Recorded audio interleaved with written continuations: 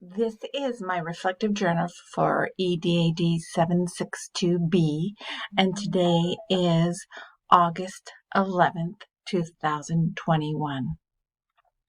So these are the steps that I'm planning on taking to promote trust and shared responsibilities in my school district and my school. One thing that's really huge for me is building relationships and making those connections, because I feel that if you don't have them, then you can't go anywhere as a leader. And they're one of the one aspects of this position that I truly feel are beneficial.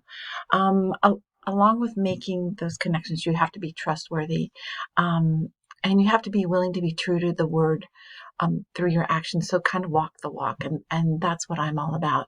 I'm all about being approachable, volunteering for everything. If somebody needs help, I'll volunteer to do it, whatever is necessary to make sure that I am promoting trust. Because if they see me working with others, they'll ask me to also work with them. Continue to learn. I want to build on constructive conversations and making sure that when I talk with teachers or students, that I'm empathetic, I'm a good listener. I also want to watch. I love to people watch. So that's one of my things that I like to do, to see, hey, are they having a good day? Are they having a bad day? What can I do to help them out? Also promoting trust. It's all about baby steps. You can't just go full-fledged on and expect to be there to be trust in your shared responsibilities. Be supportive. If teachers have ideas that want to give them a try, be supportive. Hey, it's all about taking risks. Communicate effectively, being consistent and reliable and honest. Those are huge when promoting trust. Helpful again wherever I can, wherever I am needed. Do what I believe is right.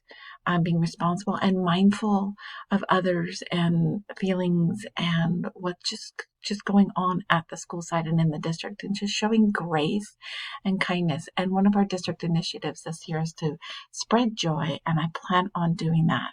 So how do I plan on facilitating and supporting management of diversity within teams? So again, building trust and credibility. Know the policies and the procedures. Promote equity and fairness, and to listen. It's huge. Again, listening is huge. It's part of those interpersonal communication skills that are necessary. And make those connections. Be ethical. Don't talk about others behind their backs. Be an effective problem solver. Make sure that that I'm ready to think on my feet. Be creative. Allow for decision making to grow, and foster a culture of inclusion. Everyone is included. We're all a team, and that everyone is valued. From parents to teachers to students to staff to community members, everyone is valued. How has educational research supported your schools or your district's professional learning culture? Well, first, I think it's important to know that education is always changing, and it's important to create a culture where continuous learning is taking place so that continuous improvement is happening.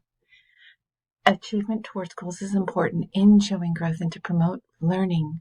Do what works, be a lifelong learner, be current and willing to take a risk. So look at things like best teaching practices, social emotional learning, trauma-informed, PBIS, MTSS.